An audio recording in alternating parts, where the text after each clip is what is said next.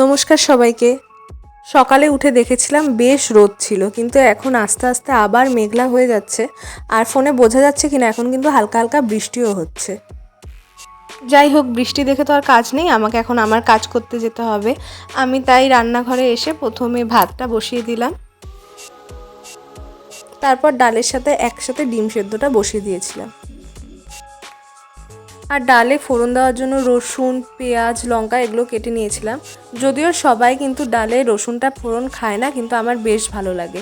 আর এখন ডিমটা সেদ্ধ হয়ে গেছে, ডালটা আরও সেদ্ধ হবে, তাই ডালের থেকে ডিমগুলোকে উঠিয়ে রাখছি। এখানে ডালটার জন্য রসুন, কালো জিরে, পেঁয়াজ আর লঙ্কা ফোড়ন দিয়ে দিয়েছি। এরপর সেদ্ধ ডালটাকে এর মধ্যে ঢেলে দেবো। এখানে ডালটা ফুটছে, ততক্ষণ আমি অন্য কাজগুলো করব। আর আমাদের এই বাড়িতে কিন্তু ডালটা প্রায় প্রত্যেক দিনই হয়। আর এখানে কচু কেটে নিয়েছি, ডালের সাথে কচু ভাজা হবে। এগুলোর সাথে সকালের খাবারে ছিল আলু সেদ্ধ। আর দুপুরে ছিল ফলি মাছ। ফলি মাছটা আমার সেরকম খেতে ভালো না লাগলেও এ বাড়িতে সবাই খায়। মাছের গ্রেভির জন্য এখানে মশলাগুলো করে নেব। এখানে আছে পেঁয়াজ, রসুন, লঙ্কা আর আদাও ছিল। মাছগুলো ভেজে নিচ্ছি, কিন্তু এই মাছ ভাজার সবচেয়ে খারাপ জিনিসটা লাগে সেটা হলো মাছ ভাজতে ভাজতে অনেক সময় তেলটা ছিটে গায়ে আসে। এই জিনিসটা খুব ভয় লাগে আমার।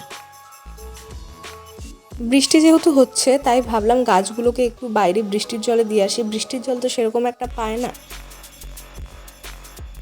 আর তারপর আমি আমার জন্য একটু আম কেটে রেখেছিলাম। আর আম জানো তো, আমি সবসময় না ফ্রিজে রাখি, যাতে বের করলে একদম ঠান্ডা ঠান্ডা আমটা খাওয়া যায়।